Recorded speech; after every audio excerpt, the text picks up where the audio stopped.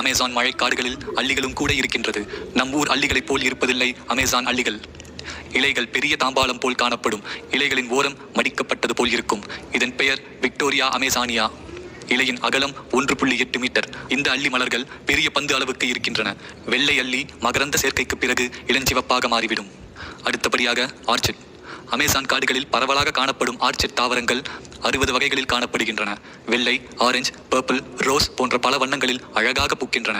Orchid தாவரங்கள் பெரிய மரங்களுக்கு அருகிலேயே வளர்கின்றன.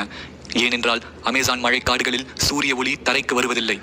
மரத்துக்கு கிடைக்கும் ஒளியை மட்டுமே ஆர்ச்சிட் பயன்படுத்திக் கொள்கின்றன. சில பூச்சிகள் குறிப்பிட்ட சில வகை ஆர்ச்சிட் மலர்களையே நாடுகின்றன. சில வகை ஆர்ச்சிட்கள் வித்தியாசமான மனத்தை பரப்பி பூச்சிகளை கவர்ந்திழுக்கின்றன. இதன் மூலம் ஆர்ச்சிட்களில் மகரந்த சேர்க்கை நடைபெறுகிறது. அடுத்தபடியாக பாசிகள். தண்ணீரும் சூரிய ஒளியும் சேரும் இடத்தில் பாசிகளால் நன்கு வளர முடியும். அமேசான் ஆற்றுக்கரைகள், ஏரிகள், சதுப்பு நில பகுதிகளில் பாசிகளை ஏராளமாக காண முடியும். பூச்சிகளும் வண்டுகளும் பாசிகளில் அதிகம் வாழ்கின்றன.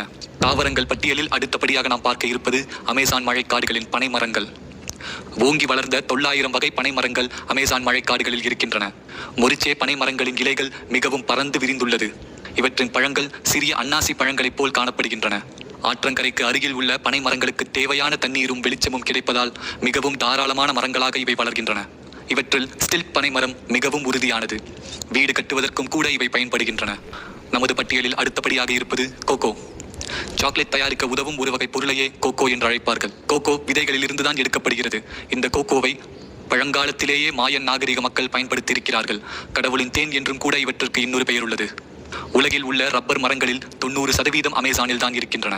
மிளகு கொடிகளில் 1000 வகைகள் அமேசான் மழைக்காடுகளில் காணப்படும். அவகேட்ரோ, அத்தி, ஆரஞ்சு, எலுமிச்சை, மாதுளை என 3000 பழமரங்கள் அமேசான் மழைக்காடுகளில் உள்ளன. பெரணிகள், மஞ்சள், சிவப்பு, வெள்ளை என பல வண்ணங்களில் ஜாலம் காட்டும் காளான்கள், மருத்துவ குணம் கொண்ட மூலிகை என ஏராளமான தாவரங்களின் தாயகம் அமேசான் மழைக்காடுகள். இதுவரை அமேசான் காடுகளில் வசிக்கும் விலங்குகள், பறவைகள், தாவரங்கள் போன்ற உயிரினங்களை பற்றி பார்த்தோம்.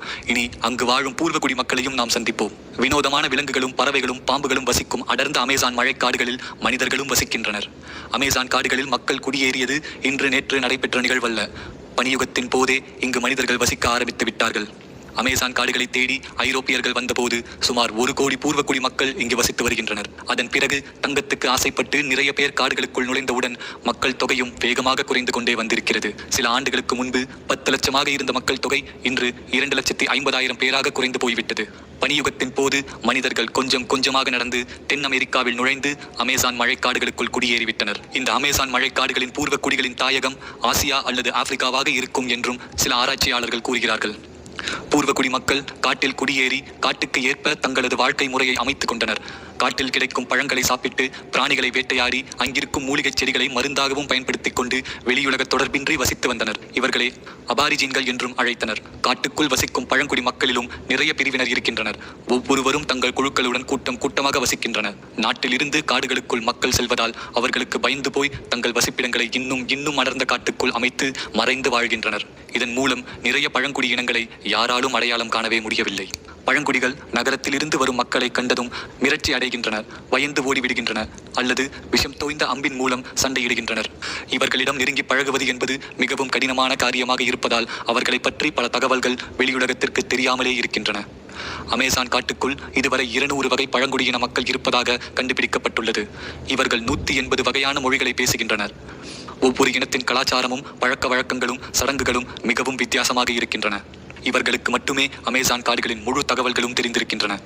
ஆரம்ப காலங்களில் இன்னும் அதிகமான எண்ணிக்கையில் பழங்குடியின மக்கள் இங்கு வசித்திருக்கிறார்கள். நாடு பிடிக்கும் ஆசையில் நுழைந்த ஐரோப்பியர்களும் அமேசானின் கனிம வளத்தை கொள்ளையடிக்க முயன்ற போர்ச்சுகீயர்களாலும் பல பூர்வகுடி இனங்கள் அடிமைப்படுத்தப்பட்டன. சில இனங்கள் காட்டுக்குள் ஓடி ஒளிந்து கொண்டன. மேலும் பல இனங்கள் அழிந்து போய்விட்டன. ஒவ்வொரு பழங்குடி இனமும் இன்னொரு பழங்குடி இனத்துடன் பண்டமாற்று வைத்துக் கொள்கின்றன. இதன் மூலம் அவர்கள் ஒருவருடன் ஒருவர் தொடர்பு கொண்டிருக்கின்றனர். சில பழங்குடியின மக்கள் காட்டின் ஒரு பகுதியில் நிரந்தரமாக தங்களுக்கான வசிப்பிடங்களை அமைத்து காலம் காலமாக வாழ்ந்து வருகின்றனர்.